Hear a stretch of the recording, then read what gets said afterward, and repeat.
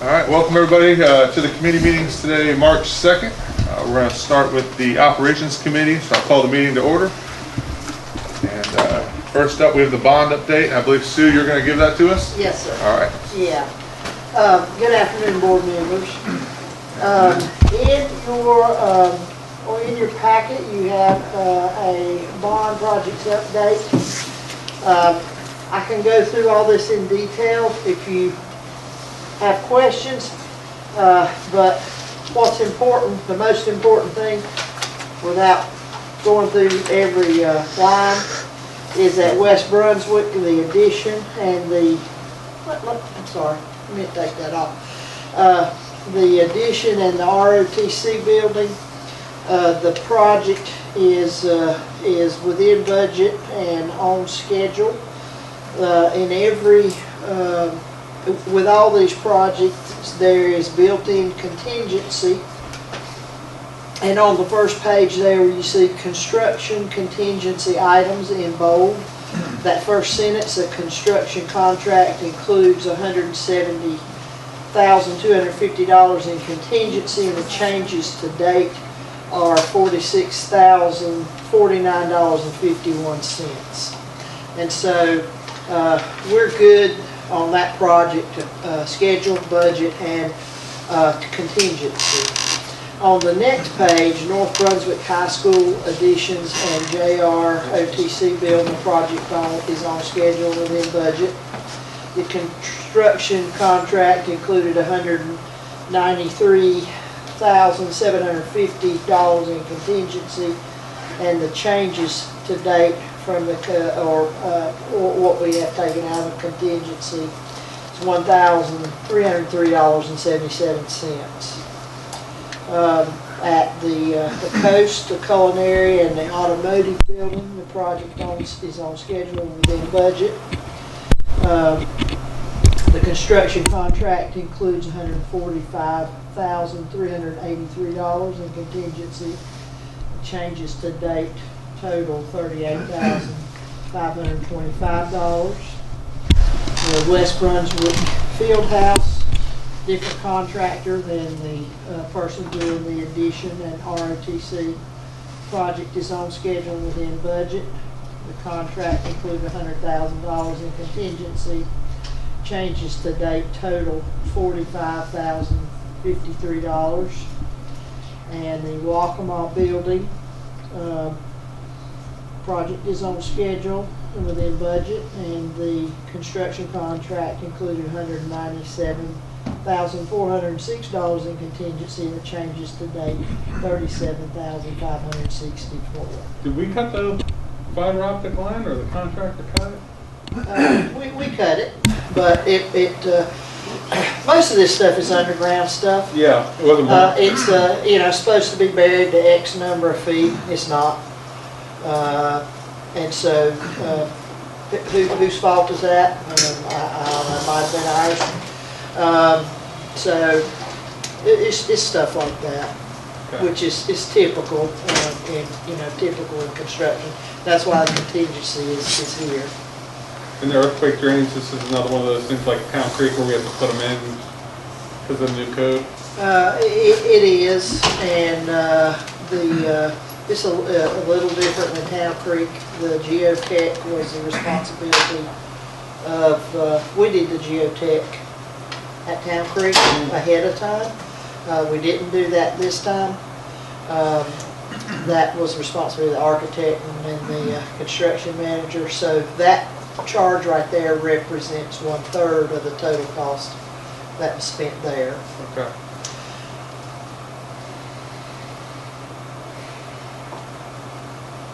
You have the completion dates on those two? No, they're before school opens, but I don't remember the exact date. And at the coast, because we've made some we got some changes on the inside. That one is that one's later, but I just don't remember how much later. But they'll all be open by the time school starts, and the coast will be usable by the time school starts, but not as for lack of a better word, kind of buttoned up. Polished off. Sir? Polished off. Yeah. Any other questions on this one?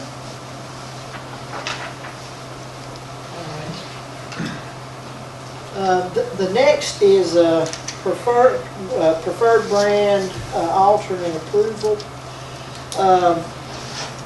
In 2017, we contracted with Schneider Electric for a performance contract. I think everybody knows that. It included a lot of energy improvements at all schools. Part of those energy improvements were starting to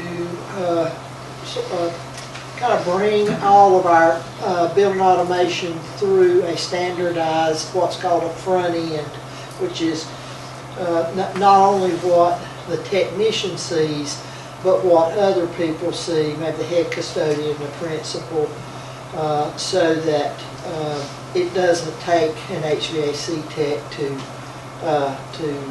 move the temperature if something's going on after school. So that's good for them. What's good for us is we've got a lot of programmable options in there that make the equipment run smarter. And I can't explain that. I know there's a lot of complex algorithms in these control systems, and they monitor a lot of things: temperature, humidity, how fast a fan motor's running. I mean, it's just looking at all this stuff, and then it's telling that equipment how to run most efficiently, that day. And so, anyway. What we want to do is we had when I came here, we had 4 different building automation systems, and we're now down to 2. We've got 3, but that other one's not big enough to count, so we're down to 2. And as we continue to do capital improvements and continue to work on energy management, these building automation systems, they really work the best if they're standardized. They can talk to each other, but there's some extra steps in there that make them talk to each other that causes extra expense. It also requires extra technical expertise, which slows us down. And so it's best if the systems are standardized. So what we are asking for is for you guys to approve an approved alternate, so that we are able to standardize our building automation systems to Schneider Structureware, and whoever we have our building automation with, we have to have annual service contracts so that we can receive updates and get help to they come in once a year and look at how the system's performing. And so if we only have one of those, that's going to reduce some costs there. And that's just what we want to do. We want to standardize on one system. All of these systems are, they're all probably good. We like Schneider the best, but they're all good. We just need to standardize on something, and because this is the front end that we have, that we got through the energy work we did a while back, this is what we want to go with. So let's see, what am I asking for? I'm asking for this to go on the consent agenda, and staff recommends the approval of Schneider Structureware controls as a preferred brand alternate for the controls which accompany the HVAC system improvements we're about to do at South Brunswick Middle School, and as the preferred alternate for future control systems upgrades or what is required if we do HVAC improvement projects. So the one at Leland Middle School would be this as well, the one we're doing build? Yes, sir. Okay. I have no problem with that. Put on the consent agenda for tonight.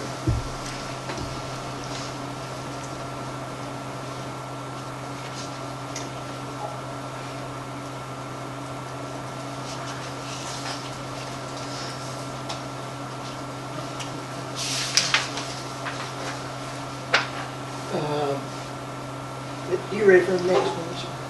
Yeah, go ahead. Okay. The next one is ionized air purification systems update. What you have in your packet is probably not right. The project's currently in its 4th week, and maybe I can run it back up. This is the technology that we're putting in every school. The technology it positively and negatively charges, minuscule particles in the air, including germs, makes them stick to other things, makes them drop to the ground, and it's good. This is good. This is a good thing for our schools.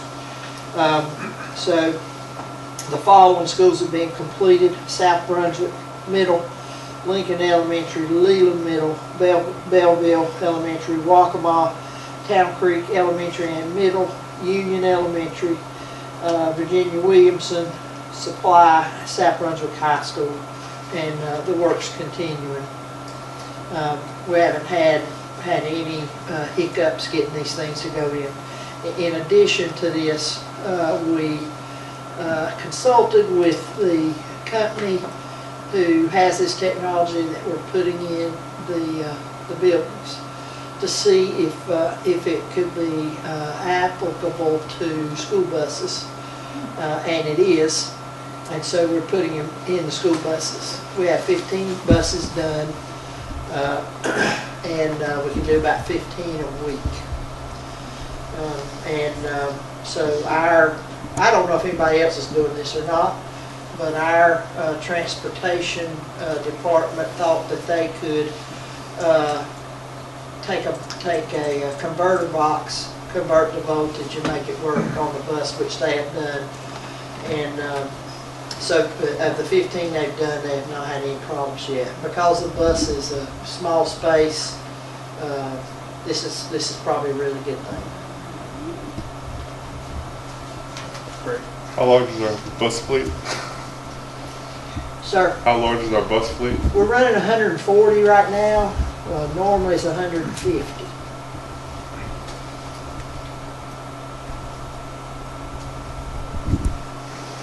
So will these be fully installed by next school year, you think? Yeah, yes. I just asked Lloyd how many weeks it would take. I'm gonna have to, I can't do that math in my head. I should have said that. You got 10 weeks. 10 weeks of buses, right? 15 a week? Yeah. 10, yeah. How long till the other schools all have the filters in, Sue? Do we know, like another 2 weeks? I'll send that off to you guys in an email. I'm gonna say no, probably 3. Okay. Yeah. That's fine. Well, you said 6 to 8 weeks initially, so Yeah. we're still, I did. yeah, We're still ahead of schedule. we're still gonna have them all in long before next school year. Yes. Long before summer. I Yes. count 11 complete, is that what that is? I got 12. 12. Yeah. So We're more than yeah, halfway. two more weeks. So you got 7 to go. Well, what about the early college? Are you able to mess with that at all? Because that's on their... It's not our On building. their thing, we'll have to ask them. Yeah, because if not, that's 6 left. I'm gonna have to check on that. By mid-April, we'll have them all in. Yeah. Yes. That's good. Appreciate it, Sue. Anybody have any other questions for Sue? Thank you. Thank you. Thank you. I got the next one. That is number 4, compliance with, now, of course, as you know, failed Senate Bill 37, the possibility of student return. Just wanted to give you some information. Although the legislation, of course, did not pass last night, there's some things in the legislation to me that we definitely need to pay attention to and be able to implement without the passage of the legislation. And that is the return of students that have IEPs and 504s. My recommendation is to have those students that are in middle school and high school to return, and that have IEPs and 504s to return to a 4-day week. Currently, looking at our numbers, we have 354 EC or 504 students attending on A day. We have 329 students attending on B day. We have 310 students who are currently 100% virtual. My recommendation, of course, would be to give the parents the option. Let me reframe it that way. Give parents the option to have their EC 504 student to return to 4 days a week instruction if they so chose to do. When would you want to do this? I think the cleanest break to the cleanest start would be at the beginning of the next grading period, which is why it is March 9th. The last day of third quarter is the 11th, so we were recommending for the 15th that Monday. March 15th? March 15th. For a clean start to the fourth quarter. Correct. Do we have enough space if we open it to the virtual students to come back as well? Or would we only be opening this initially to those who have already in person? When we explored this was for virtual, including virtual. Okay. So we do have the space. We will not be going over and still being able to maintain 6-foot social distancing in middle and high. Would we be able to eliminate the learning labs in our other buildings? Not particularly sure about that one. I don't think so. No, because if people are still choosing virtual, and then we also need to be prepared if we have a school that has to go on. The learning labs? Oh, you're saying for our okay. For us, yeah. Correct. The folks who chose virtual, when they chose virtual, they were told they were virtual the rest of the year, correct? That is correct. We're looking at just under 1,000 students back in. 993. But if we close the school, all the students who go to the learning lab wouldn't be eligible to go because they were in the building that's closed. Their parents may work in another building. Right, but they're still exposed, so they shouldn't be in another building. All students aren't exposed. We aren't quarantining all 600 students, for example, when that happens. Okay, because we're also ending all other sports. Yeah, right, all the extracurricular. Yeah, all stuff. Why should we have extracurricular, these anytime. kids going to other buildings? If we're shutting them down from doing anything else related, I wouldn't think we were going to inject students from another building into a building that's not affected. I mean, that just doesn't, Has that been going on the whole time? that doesn't make sense on our part. They do not go if they're on quarantine. No, but like just a few weeks ago, we had Union on virtual learning because of a cluster. That school was shut down for in-person. So you're telling me that some of the kids who go to Union, whose parents work at another school, may have gone with their parents to another school? They would have been in the learning lab. At another school? Yeah. So- Not at Union. Well, no, but the whole reason for Shutting the school closing down. the school down is because sending we're worried about them spreading it. Now We're not. now we're sending those Yeah, we're kids to sending another them school. to another building. That doesn't make I'm having a hard time.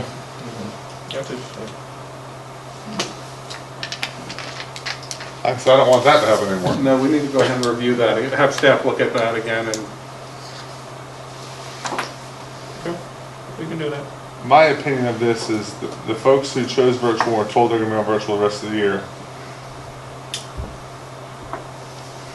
We let them stay virtual and do this with the AB students who are going face to face. Well, you definitely have that flexibility now since this is not legislation, so this would be definitely a board decision. Before, when we were looking at the legislation, we had to provide it for all students, regardless if they were virtual or not. So now that that is off the table, If you choose to just focus on the students who are going A and B, we can do that. That way we know exactly how many students that could possibly be Right. at the time. We don't know what the virtual parents would do.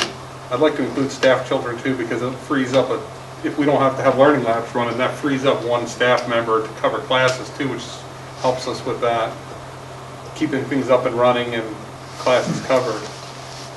But doing this alone isn't gonna get rid of the learning labs, you said. Or Molly might have said that, but, yeah. The learning labs are still gonna have to be there. Is what you're saying, right? Because there's 6 through 12 students, you're saying for 1 day a week they would have to exist. But it would free our staff for 4 days a week out. Because Wednesdays at all schools, we would just need learning labs at Wednesdays. That means Monday, Tuesday, Thursday, Friday, we could use those teachers who would be in the lab normally to cover if needed. And it would give us an extra room for small groups or those 5th grade classes who are tight for lunches. They could flex half their kids out. I mean, Do we know how many of our staff's children or students would fall into these categories? I don't have that information broken down by teachers. Are you saying EC students? Yeah, well, Just teacher Miss- students. in Mr. general? all students. Yeah, Mr. Benton's alluding to this would help us get rid of the learning labs a large part of the time, but I'm hearing from you guys it's not.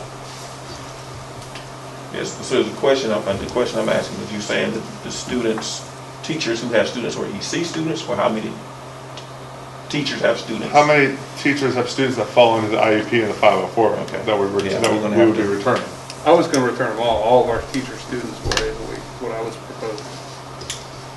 Is that way the learning labs can go away every day but Wednesdays, giving us coverage and. So kind of just 2 parts of this that we have to consider is we have to continue to keep 6 feet. So Right. we are sure that our AD kids with EC can come back, that we have the space for that. When we start adding additional layers to that, we need to probably look at actual counts again on how many would take advantage of that. Because we could have issues not keeping 6 feet since we've had, for example, in middle school, we have 75% of our kids back on AD schedule. We don't want to push over where we have to change and go to an ABC schedule where you've got mass changes in classes and new schedules for kids because you've pushed over the 6 feet. So we have to be, because we still fall into those guidelines, it is pretty delicate. But if we don't offer the virtual students to come back, we would be able to do it because obviously we would have 300 places and we don't have 300 staff kids in 6 through 12, right? I mean, I've I don't know how many we have, but I've not been in a school I with wouldn't over think so. 5 of them in a building ever. I wouldn't think so. That's 100 kids. I mean, Because that's 310 virtual students you're talking about, not having, not going. I don't think they're all gonna come back. Anyway, to be honest with you, I don't think it'll be an issue. Well, because they're special services students, I would prefer they To be offer it. given an opportunity to come back. Okay, that's fine. And then can we look at, and then we'll have staff look at to see if we have the availability to allow our staff to come back? And we can, That could be the next layer after we see if we have the space, yes. And see, I think it's important with the EC 504 IEP piece of it. A lot of times those parents have chosen to keep those kids at home because they are the type of kids who need the consistency. If they're given the option to go back, and that would be consistent for them, it would be important to offer that to the virtual kids from an educational standpoint, in my opinion. Yeah, I agree with You guys need some more time to, The only thing we would need time for, if you're talking about students and teachers. I would say let's go ahead and fire through the survey, find out immediately who wants to come back, give them a week to make their decision, and then once we have that survey back, we still have plenty of time to go ahead and. Well, we're talking about March 11th for this. I think we need to carry a motion to approve Yes. this Yeah, as we can proposed. approve that today, that's Do fine. we have a motion for that? I make a motion. second. Mr. Benton motion, second by Mr. Robinson. All in favor? you. Aye. This will be on March 11th, correct? Or March 15th. March 11th it ends, March 15th. Yeah, Okay. 15 recommendation. We'll come back with numbers for our staff. 993, right? That's correct.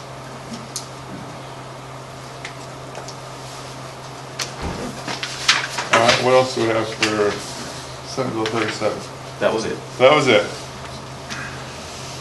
All right, that will end the Operations Committee, and we'll adjourn it, and we'll kick it over to Mr. Benton. Do we need a break, or we are all good? It's gonna be a long one. Let's take 5. All right, we're gonna take 5 minutes. Mr. Barr ran through that one. Yeah, it was good.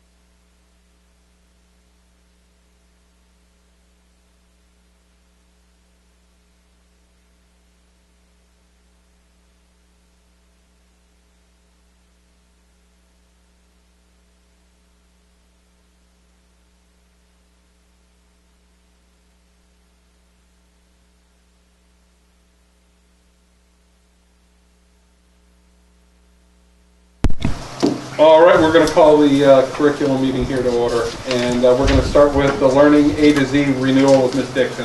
Hi, how are you? All right. So what you have in front of you is the contract renewal for Learning A to Z, which provides digital level books to our elementary schools. This is a consistent program that we use across the board. We have gone up in licensing over the last 10 years or so to get everyone licensed appropriately. Have a 3-year contract, which you'll notice the discount amount for doing a 3-year contract is substantial. And this is just for the consent agenda. Okay. How's the digital library going? Now, this is separate from the digital library, but you always ask. It's going well. We're, we've renewed our books and we're adding more to it every day, and the kids are circulating. I saw some kids doing the book bistro at Cedar Grove the other day. I watched their virtual class where they were doing that, and a bunch of them checked out some Black History books off of Sora. So, that one continues to be used and grow. And we're keeping up, we're good with funds on keeping the renewals? Yes, On those, Cahill okay. takes care of me and lets me increase when I need to. Perfect. For that one. Anybody? Ms. Dixon, if you would, tell us about the Battle of the Books. Oh, the This Battle year. of the Books. If you saw the pictures online the other day, this table was covered with monitors. So any of you guys ever been to Battle of the Books face to face? Okay, yes, one. So usually Battle of the Books is the teams, in middle school, the teams compete, 6 students on a stage per team, and they answer questions about books with titles and authors, and we're in Odell Williamson Auditorium. The elementary is much larger than that because of the 10 schools. This year, we continued to have middle school, but because of restrictions, we did it completely virtually. We had a command post set up in here. The kids actually, they can confer for that 20 seconds after the question is asked. They conferred in Google Docs, and there was a judge in every Google Doc to make sure they maintain their time limits and things like that. The teams each had a doc, but the competition was done in Zoom. So we had layers of things going on, and the scoring was all done with a Google spreadsheet that was shared amongst everybody as well. Cedar Grove came out on top. The kids had a blast. They were able to continue to experience some things without having to be sort of face-to-face and mixed in with each other. So that was it was an exciting morning in here. What is your opinion of continuing that way versus the old way? For like Battle of the Books. Or was that just an example of? Yeah, so I have mixed emotions about that, Mr. Lemon, to be honest with you. So I think that the kids like the visceral experience of being together, sort of, and that kind of thing. I think when you have an only option being this, it's a substitute we can manage. It does reduce time out of class and things like that because nobody has to drive, or you don't have to take buses there, that kind of thing. But it does sort of limit the experience for them a little bit. We could only have team captains answering questions in order to maintain a flow. Everybody else was communicating in the documents. We didn't have as many participants necessarily. The teams weren't as large as they have been in years past. So I think there's something to be said for that face-to-face piece. But in a pinch, we can pull it off. How's that? What else you got for me today? I like these surprise questions, Dr. Oates. Okay, you will see this document again on tonight's agenda for approval. Okay? Thank you. All right. Thank you very much. Our next item is Dr. Cheers with the benchmark agreement. Thank you, Ms. Benton.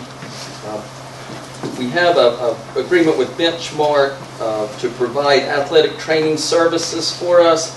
This has worked out extremely well in the first year, and then with the COVID experience that we have going on, it's been just phenomenal having those full-time trainers at the schools, and we're looking to continue that agreement. It's $75,000, and for that we're getting 3 full-time trainers.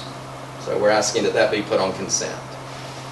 Yeah, that's quite a bargain, because I know in Horry County they're paying $75,000 per school Right. for training positions. Yeah, that has worked out really well for us, and it was becoming very difficult to even find someone that would serve in the role. So again, that one's for consent. You want me to just keep on going, Mr. Benton? Yes, please. Graduation update. Yeah, graduation update. We met with the high school principals and have come up with some dates, and I've asked Mr. Pascal to join us as well here today. Have a representative from the high school principals. The dates are June 1st for North, June 2nd for South, June 3rd for West, and then early college would be May 21st. They're still working on times. They're actually each developing a Plan A and a Plan B, depending if we are able to have some of the larger crowds, where they would be able to have the crowds out in an outside facility, to be able to have a more traditional type graduation. And then they're also developing a Plan B if we are more restrictive and have to do something similar to what we did last year. Okay, Okay? everybody's good with those dates? So that was 1st, 2nd, 3rd, and May 21st was early college. 21st. Right. I have a question about graduation. Sure. So have you been checking in on the piece of possibly using the football field with the We cover? have I know I been, talked to Dr. Oates about right, that. and actually, Ms. Rutledge and I have been in conversation about that. We're looking at the possibility of maybe being able to have chairs on the football fields if we were able to put something on them, such as maybe tennis balls. So that's where they're exploring that option for us. Now, we don't want to do anything to avoid the warranty on those fields, but they're looking at that for us to see if that was a possibility to have the graduates on the field. Then we could use the stands for the spectators. So if you can't use the tennis balls, have you checked the price of the covers at all? It would be the cost of plywood to cover the football field. Okay, so not the tarp or the other No, covers? no, it would have to be plywood. Plywood, okay. Right. That was the last we had received from them. And Ms. Rutledge, if I say something that's incorrect, please jump in. You good? I Okay, mean, yeah. okay. Okay, so Yeah. plywood then? For Okay. plywood, yes, ma'am. Okay. Okay? Anything else on graduation? Okay, next we have our MOU with BCC for Career and College Promise.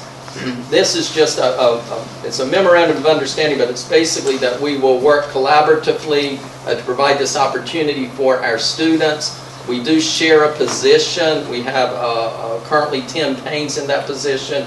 He's the liaison. He works with our early college students and professors and grades as well. And then he is a recruiter for us and for the community college. This past fall, we had 248 students participate in BCC classes, and this spring we have 266. Again, this is to be placed on consent agenda. It's to continue this agreement that we've had in place. Mr. Chair, just to ask, what is the impact that our students have on BCC as far as? We're approximately a third of the population of Brunswick Community College, between early college high school students and students from the traditional high schools. So we have a major impact on Brunswick Community College. Can I circle back to the previous item real quick? I just want to ask a clarifying question to what Ms. Moffett was asking. So the soft cover tarp thing that she had found, would that not enable us to put chairs on the football field without using plywood? Would that still void the warranty? I think it's the loading, the pounds per square inch you're putting in one spot. And so we just gotta get them, we gotta put something down there to kind of like spread that weight a little bit. We're looking at tennis balls. We're also looking at, there's some snap-on things. They're about this big around, which will look a lot better than tennis balls too. Let me ask a more direct question. Have we looked into the thing that Ms. Moffett sent you guys? We asked them about it and they said we couldn't use it. The manufacturer of the field? That's correct. Okay. That's all I needed to know. Do you know how many approximate pieces of plywood it would take? I mean, I know West has a larger graduating class, but do you know how many approximately? One sheet per person probably, because we got a No. 6-foot distance. No, ma'am, I mean, we looked at that and we thought, that's gonna be so expensive. Right now, plywood's like, it's $50. Yeah, the lumber costs are out the roof. It's gotta be one per, So, because it's a 4x8, we're it's still gotta be looking. one per Just student. give us a little Yeah. more. Right. Yeah. Yeah. Yeah. 300 at West, Some of right? that, you know, you're gonna void the warranty, you know, but they're running around out there in cleats for crying out loud. So some of it's just common sense, you know, okay, well, okay, we might void the warranty, but, you know, let's do something that, try to find something that makes sense and won't tear something up maybe. That's kind of it's kind of where we're headed. Thank you, Ms. Sue. It's perfect. Yeah, that's all I need, yep, thank you. Okay. So do we need to talk about connecting that while we're on the PCC?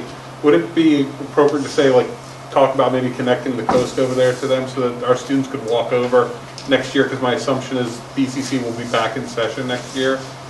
We've had a lot of interest of students who want to take some college classes and take some coast classes. And Dr. Cheers would be the guy to know, but We've explored that option several times of looking at putting in a sidewalk from our facility at the coast over to BCC. And again, Sue, jump in if I say something incorrect. They were not interested in participating in the cost of the sidewalk. That's right. Okay. Who owns that block of wood between the coast and the college? Does the college own that? Or do we own I that? think they own the property up into our line, do they not? Or Maybe somebody else owns the where that land in house the is at? front. We or them own a contiguous Right. piece, we own. But the proposed area for the sidewalk is back far enough onto the BCC property and our property where that's not a problem. Am I correct about that? Yeah, we own property that connects to We BCC do. property, that's And correct. if I remember correctly, the last time you and Michael Norton looked at that, it was $400,000. Yeah, closer to 5. So, Yeah. so is there any legal things would be involved in that Mr. Green would have to look into to proceed? That would only be the land acquisition, right? there's no line there. But if you're saying we already own the conjoining properties, Right. No, sir, we just have to get it, you know, we just have to run it through permitting. Okay. And both institutions agree? I wouldn't think so, I mean, it's on our land. Rick? Yeah, I don't believe we have any legal issues. Other than what Sue was saying, as far as permitting, that's not really a legal issue. We have to put that in the MOU. I'm with Mr. Benton. I think when we meet next time, we need to make a decision, yay or nay, whether we're going forward with that. So that beginning next year, that would be complete, if we actually go that direction. So sitting here, my understanding is about $500,000 to do a sidewalk. It's a nice sidewalk. It's wide, it's got lights. I believe it's wetlands involved, so we have to be raised too. yeah, let's just be clear, we're not trying to build a fancy sidewalk. It's gonna be functional and it's going across wetlands and, yeah. We're not doing just for the aesthetics of it. Wide. Right, okay. Yeah. It's not gold plated. Yeah. We could get a railroad for $500,000. Can we not how long has it been since we've approached the college on a partnership with that? Sir, A month ago. It's a Yeah, month? yeah, it's been recently. Okay. Mr. Cheers, you're confident that this would boost the accessibility and we have a lot of students who would take advantage of that? I think so, because currently with the early college, they have much more interest in taking coast classes as well. In the past, that had not been there, but Ms. Absher has come in and she has a focus on giving her students well-rounded opportunities as well. So we would have kids going both ways, actually coming from early college over to coast, as well as coast going over to the BCC campus as well. Seems like a great relationship that we need to continue to foster. Yeah, I just wanted to know what the return on the investment would be, that's all. And that actually, this one deals more, we have several MOUs with BCC, and Ms. Cahill and I have actually had the conversation before of kind of consolidating some of those. There is a separate one that deals with early college, so I don't know if it might fit better on that one, since this one deals just with CCP. I'm not sure about that. It's a great program though, and having students that have gone through it, my senior is going to have like 21, 24 college credits going in. So I think it's a relationship that's important, and it's very beneficial to the kids. And I'm a big proponent of trades too, so if we can partner up with the coast, that's a great avenue for a lot of kids.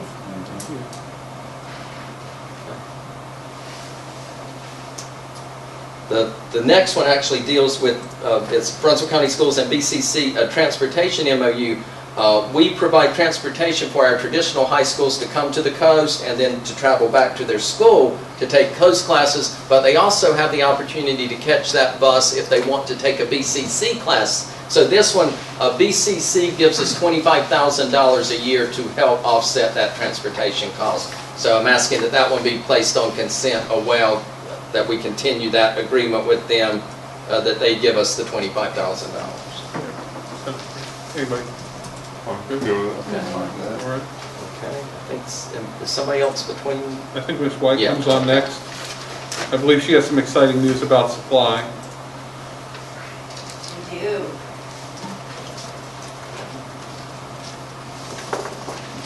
Good afternoon, everyone. So today we have a memorandum of agreement with the District and Regional Support Team with DPI that is looking at supporting, Supply is one of our low-performing schools, and as a result of that sanction, they qualify for different opportunities. And so this is one that actually supports them with a partnership on continuous improvement specifically for the goals identified for Supply. So what would happen is if through the approval process is we would have a partnership, there would be direct support staff for the school focusing on the school improvement process, specifically through NC STAR, which we've talked about before. So the goals that are set by the school, that the staff has buy-in with basically a direct funding line that supports just those goals. So it would be one full-time position as well as funds to support whatever the goals would be. Obviously, our data for the end of this school year will really drive what the needs are of the school and any kind of learning loss that's occurred. So this is on for consent to be approved this evening. I'm good with that. Anyone have any questions? Great. This is far beyond Title I funds. This is on top of On top Title I of, funds. yes, on top of that. So you're still getting Title I and then the additional. Absolutely, yes. And so once we get also, Ms. Moffett passed the agreement stage, then we'll know more about how much funds it will be. But it's one position plus additional funds. I think it's going to be generous. Yeah. So we're so excited. All right, so the next thing we have is what will hopefully be our one and only. Those of you that are new to the board, I usually am reviewing this at least 5 times throughout the year due to changes that occur with weather and things like that. So this is a draft that I bring to you today for the 21-22 school calendar so that we can begin planning as a community as well as the families that we serve. There's a heavy advisory period for the school calendar.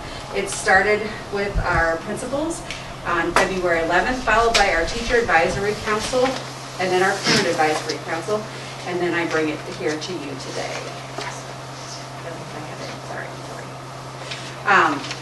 So basically, what we do is we start with just a skeleton structure of what's required, and I'll talk to you about what's required in calendar law in just a minute. But at that time, we needed to determine with principals what would be acceptable specifically for work days around the high school transition to second semester. And then we also looked, so that date that was recommended by that group was January 3rd. And then we looked at some big stretches that we had throughout the year and addressed it with another, with February 7th as another non-required work day. The teacher advisory and the parent advisory groups, then with those changes, both approved the drafts that were brought at that point. So that's a little bit about the process to get here. These are the requirements that occurred. We have to have 215 contractual days for our staff, our instructional staff. And what that means is any day, whether it be a work day, a holiday, annual leave day, there has to be 215 days, essentially Mondays through Fridays for that. So it's a very defined start and end to our year. So with the move to add 20 minutes, Mhm. reduce the instructional days from what to what? By day?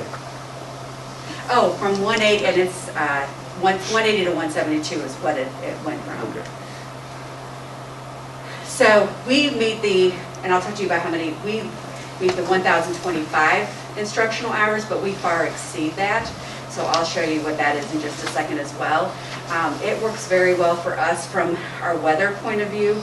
If we have hurricane days and things like that, we have days banked in that we don't have to implement things like Saturday school from the start. We are not allowed to start any earlier than the Monday closest to August 26th. And you will see, so we kind of are at the right midpoint this year for that. We have to cover at least 9 calendar months, have at least 9 teacher work days, and at least 10 annual leave days. We also are required to follow the legal holidays of the state. So this is what Mr. Lemon was referring to. In 17-18, the board voted to add the 20 minutes of the day so that we have more flexibility within our calendar to end the first semester at Christmas break, but also as well as the opportunity to bank in time for us for weather events. So the calendar, the multiple calendars that I'll talk to you about why there's multiple in just a minute, have 172 instructional days as the base. And so we have at that 1,083 of the instructional hours of the 1025 required. So what that's doing for most of our schools is banking 9 days where students would not have to make up. And we can still choose to do that, but if we get in a bind, we don't have to because we've covered the instructional minutes excessively. We do have an addition to the early college calendar, which I'll share in just a second, as well as Belleville and Virginia Williamson having a calendar due to elections. So Belleville will be used November 2nd and March 8th of next year, and Virginia Williamson will be used March 8th. So that does reduce their number of bank days as those become teacher work days. So this is the draft for this year, and it basically demonstrates... Before you move on to that portion, there seems to be a discussion out there among teachers that the 20 minutes is infringing on their annual leave or something of that nature that is a negative for teachers in relation to hours per day of work. I'm not... They're contracted for 215 days and they're going to leave on 215 days, so. I think it's based on days, Yeah. it's not the hours. I'm just making a comment that there is a misunderstanding then among teachers about being slighted off of this extra 20 minutes in their leave time. Whether it's true or not, I don't know, but it's... Because they're putting in more hours in a day? It's 215 days, but it's an extra 20 minutes of each day, is that? having to do with 7.5 hours and 8 hours. They're not really hour employees, correct? Correct. But I think that's being used in this formula that's causing the misunderstanding. Well, that's certainly something we could talk about, like at TAC, for example. Yeah, it's, it needs to be corrected somehow. But they're working less total number of days, correct? Because, You go from 180 to 172. yeah, because you're going from 180 to... It incorporates more work days. Right. Yeah, Yeah. their days though are still 250. Right. It does. Some more work days built in, and then 20 more minutes into their work day. And this process that we went through the same similar process that went through TAC. We had, that was right before I had started. There was a lot of community feedback opportunity to move to that, to be able to. Well, I like the schedule, you know, so They're not hourly employees. Teachers are not considered hourly. Ms. Yes. Brown, are you hearing this from your? Yes, sir, from your- absolutely, and I've had conversations with teachers who've raised that question, and I've tried to help explain to them again that we're not hourly employees. And also, I think the language of the policy, I think it's the local policy that says workday shall be a minimum of 7.5 hours a day, with additional, duties, supervision duties, things like that, added into that. And I think once teachers really look at the language of the contract and of the local board policy, that helps them to understand the piece that we are salaried, not hourly employees. But I've definitely heard the conversations and the concern Mr. Lemon is referring to, and I have worked on pushing out some information to try to provide further clarification. And we can continue to do that. Yeah, I'd like to see that clarified if it's a lingering issue. Pardon? Yeah, I'd like to see it clarified if it's a lingering issue. Do that in time. Yep. Okay. All right. So this puts us at an August 9th workday for our staff, and our students will begin on August 23rd. And then the rest of the days are represented throughout there. Then closing the school year on May 26th for students, and then June 3rd for teachers. And this continues with kind of what we were talking about before with the 2 weeks of work days. There was and I'm gonna, when I get to policy, I'll talk to you about that. There was a change this year of student start date that was just for this year, and we have reverted back to the old calendar laws so that we have to do the 23rd for that start date. And that is a plus that affords us the opportunity of 2 weeks to prepare the teachers for school, as well as giving them flexibility with those non-required work days and having long weekends for those 2 weeks before we start. And then the next draft is for the early college. They follow the community college schedule and have the right to do that. They do not have to follow all the same calendar laws in regards to start and end dates because they work with the community college schedule. And then, as I said, we have 2 additional ones this year because of the polling. The first one is for Belleville, and the second one is for Virginia Williamson. So I asked Sarah, what's the chances of them taking other schools for March? And they can't commit, if there's going to be any restrictions with the COVID stuff, there's a possibility of taking more buildings. Okay. Exists. I don't know. I will bring back more calendars when we do that. I am prepared for that. Okay, because I'm like sitting here, I'm like, are you kidding? Like they built them in and then, they pull them back and. And Ms. Rutledge and I have made the request to possibly use some other community buildings. Okay. Because it is a disruption, obviously, to our schools, and we do lose instructional time with kiddos. And so we have expressed an interest in looking for other opportunities for polling locations. But understand that this is where we are right now. You can't bump them to like the coast, new facility at the coast where we have an empty room that we could close off to for one day for them to use, right? With a separate entrance and everything. Just curious. We don't have a certificate of occupancy. We will. We will by then, We will. yes. That's what I'm saying, we will. I don't know if that's just something we could, possibly. Yeah, and we will adjust with polling. Obviously, it's an important part of our community, and we'll be, a partner in that. I have a question about professional development. So there's non-required work days and required work days. Yes. How much professional development are the teachers having to do in the beginning and not have as much time in their classroom? I mean, Sure. How's that broken down? So what we did the previous year, which was a normal start for us with work days, is we had, as far as district level professional development, we had one that was based on basically the content that folks that taught. So we had one day for that. And then we had a second day for anything that needed to be carried over, like CPR training, required trainings that we need to do with staff. And then you have basically the 3 open house days that run across, so you don't have any on those days. And then you always have the first, and in this case, it would be the 11th would be a school-based day. So if we had district professional development, it would most likely be the 12th and then the 19th. And so we kind of have one day for content specific. There tends to be things that happen over these next few months that we have to do required trainings, so it's a great time for us to be able to do those.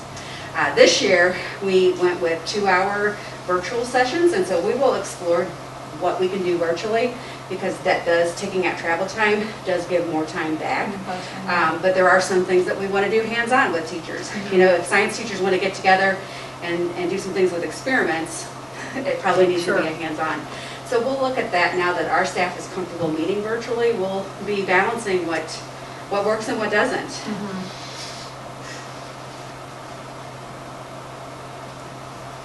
Any other questions about the calendar? And then you had information on HB 75. Thank you. And this is just a reporting requirement. And I think this is the second year that we've had to do it, there it goes. Is report on changes in our positions for student support. So as you can see here, you compare one year to the next. So from 1920 to 2021, and I will actually tell you that the school psychologist position was actually in the year before. We had some issues with hiring, and when we get the report from DPI, it's based on months of employment. So if you only had somebody employed for a half a year, they're going to be a 0.5 with that. So that increase actually happened, but we weren't able to fully fund it until this year. Or fully fill it, excuse me. And then with school counselors, as you know, you approved the new counselor, the 2 counselor positions at Belleville and Town Creek, so that's represented here. Our social work positions remain the same, and we did add 1 new school nurse through our budgeting process last year. So this is just a compliance for House Bill 75. No action is needed. And I think that's it for me. That's it. Ms. Spike would be next with school safety once we start with policy. It's going to be Ms. Sue.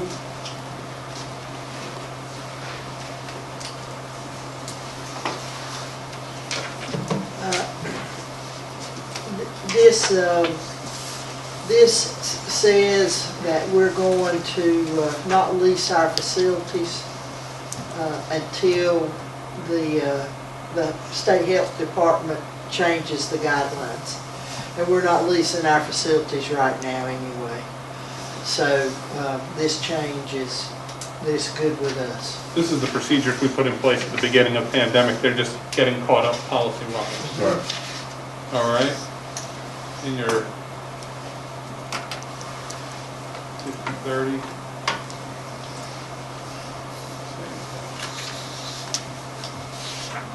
So I think the process here is to ask that this go on consent. Is that correct? Correct. Okay.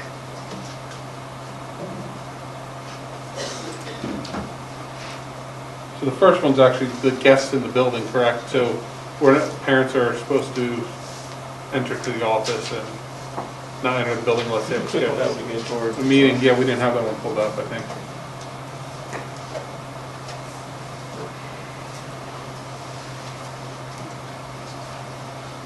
Oh no, that's the, Yeah, that's the. yeah, this is just the, yeah, we're good. These are just temporary out of the Yeah, health That kind of department. thing. Which we've already done. Add this to consent.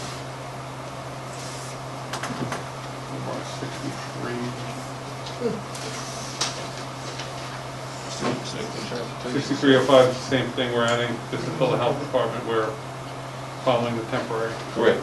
Same, all of us under the same umbrella. All right, and the next one is Mr. Foster. Good afternoon. All right. Good afternoon. And most all of these are just some minor adjustments in 7230.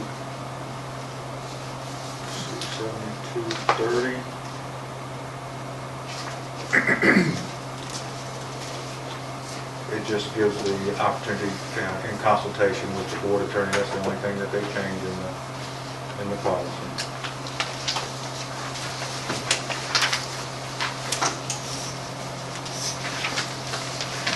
The next one is the grievance procedure and for employees. Again, it cleans up the the grievance procedure policy. There's not any substantive changes to it. It's primarily edits of unnecessary terms and that kind of thing. Do all of these come down from the School Board Association? They do. Yes. And it changes the wording from an employee to a grievant to, they change some from a respondent to a grievant and those types of things to comply with the policy. The next one, 7280. Prohibition against retaliation. There is a required deletion of references to the repealed policy, and then there is in the second paragraph a minor change.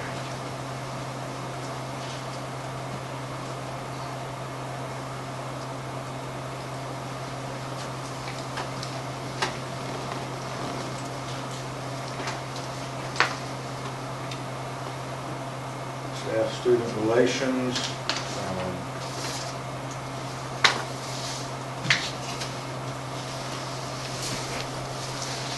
Primarily dealing with video conferencing due to the fact that we have more of that. It just allows that where previously that the one-to-one communications like that was not allowed in our policy. So it clarifies that in cases where with the virtual learning that video conferencing is allowed.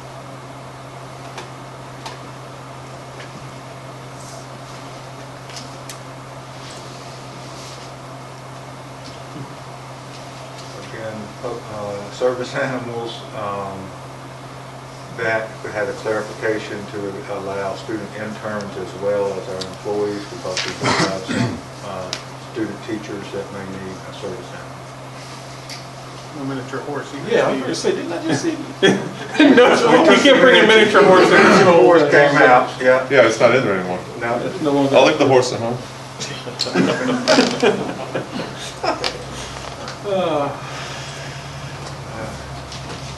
Public records retention, release and disposition, 7350. Again, it's a very minor adjustment in that, but it primarily deals with the pension spiking rules.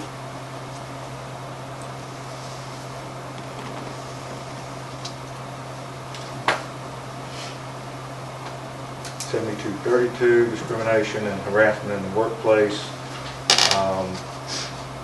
The adjustment that it makes, it removes the implication that discipline of a person who makes a false statement would constitute retaliation or reprisal. That's not the case. If somebody intentionally makes false statements, then it would not be retaliation to discipline them as a result.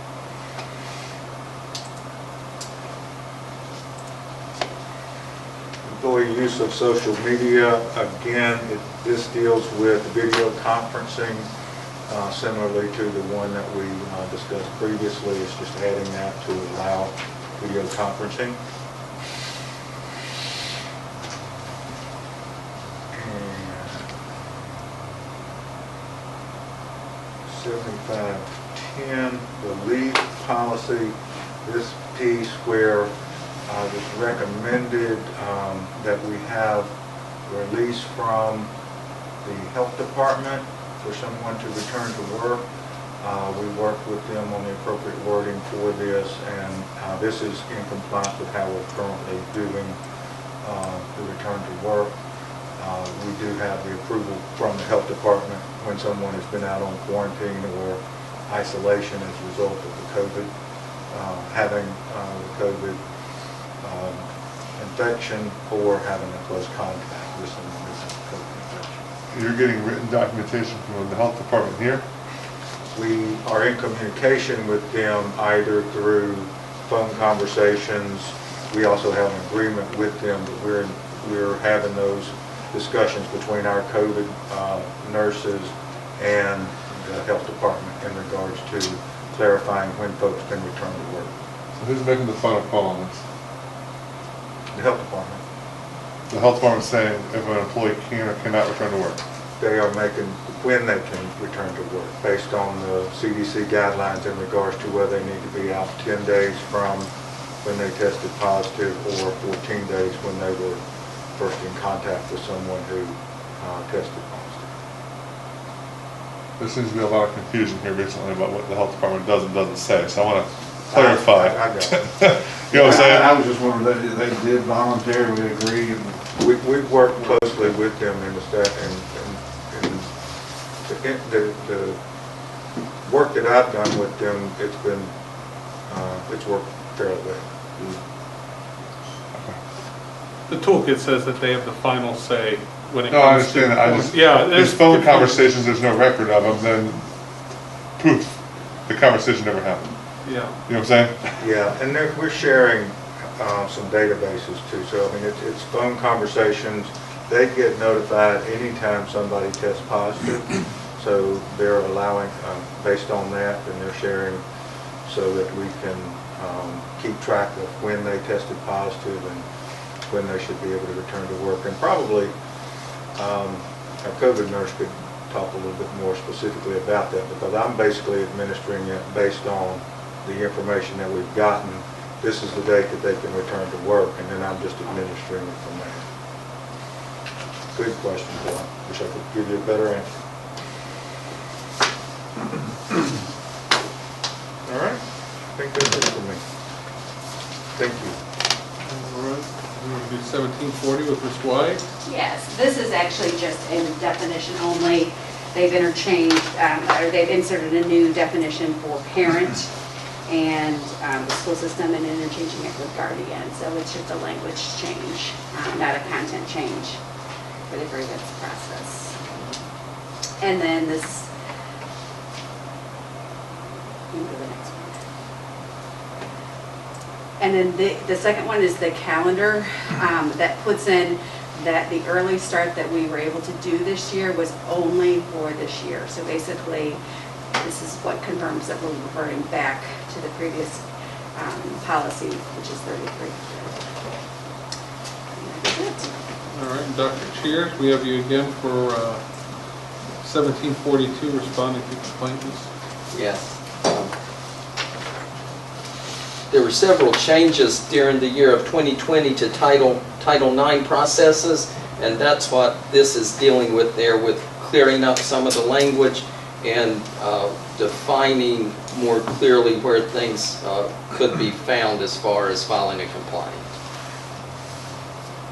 The next one deals with testing and assessment. It clears up language of removing final exams, since we no longer have the final exams, and with CTE it clears up the language of CTE post-assessments.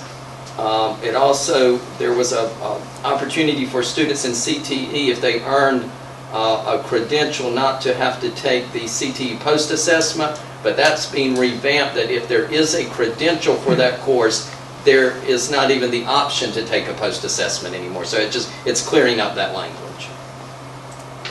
Okay, next, graduation requirements. If you look at this, this is clearing up the language with the new requirements with social studies. It's over on page 3, I think is where it focuses on that. We had spoken earlier about adding the economics and personal finance, and you'll notice there's a sheet for students enter the first time in the 2021 school year, 9th grade, and then there's one if they entered the 9th grade prior to that. It's just defining what those requirements are for social studies. The next one. Now, is this included the stuff that was just recently passed from the school board, or the state school board? With the courses, the new courses for social studies? Yeah. Yes. This is the graduation requirements, just the Not the requirements. curriculum. Not content. No. Right, not the content, this is just what you're required to take to graduate. Correct. Course. Right, the courses that you would have to earn a diploma, Okay. correct. Yes, sir. The next one, extracurricular activities. This clears up some conversations we had earlier in the year. If you look down, students in grade 9 through 11 must be enrolled in at least 4 classes in the fall semester and at least 4 classes in the spring semester to participate in athletics, Students in grade 12 must be enrolled in at least 3 classes in the fall and at least 2 classes in the spring. We had some questions come up from some of our folks in districts or schools not associated with Brunswick County Schools, and we wanted to make sure that was clear, or the language was clear for that.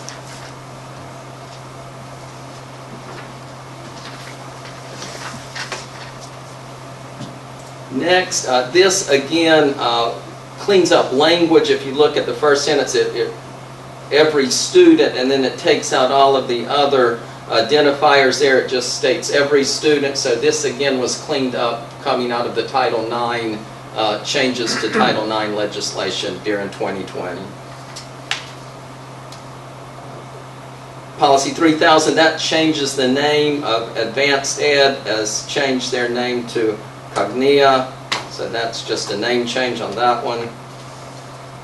3102 is the online instruction. That's language that was added for with remote learning, giving us the opportunity to conduct classes remotely for all or part of the year. It talks about how board policies remain in effect during the remote learning opportunities there as well. Attendance, this deals with during these times with remote instruction. This is a temporary rule that was put in by NCDPI with the ways that we can do attendance, such as the daily check-in, the two-way communication. We've had those conversations before. This is just added to the policy. I think that's the last one. Okay. Any questions about any of those? Student fees? Okay. Jerry? Oh.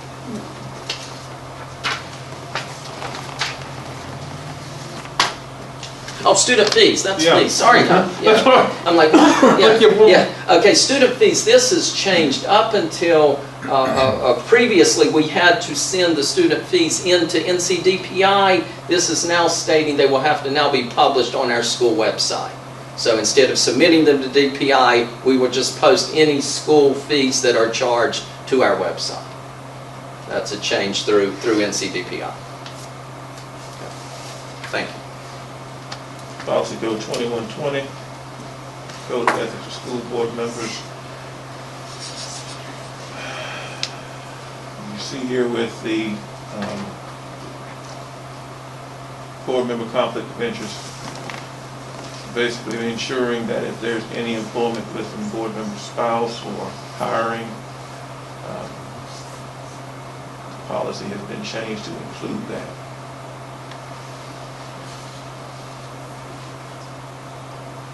Continuing.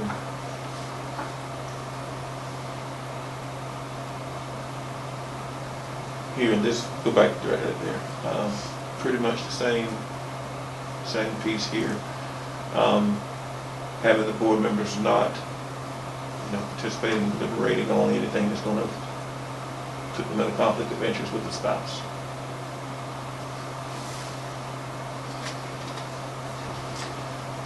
(5020) Visitors to school, non-essential visitors. Again, this is due to COVID and Department of Health and Human Services making sure that non-essentials are not allowed access to the building. We've done that since the beginning. Since the beginning of it. Since the beginning. And honestly, I mean, I know it's now codified and it's in policy, but there really hasn't been any reason for non-essentials. I don't think we've had folks who just decide to go to school and hang out for the day. But yeah, we typically don't have that anyway. So without it, and now it's codified and become part of policy. Those were the only two that were under me. The rest of the policies, as you can tell, are simply changes to the policy numbers. I don't know if you want to go through all of those. If you choose to, you can.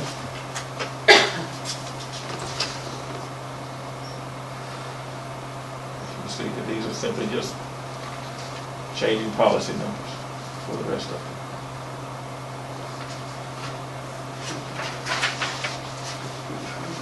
I'm just writing them as you go.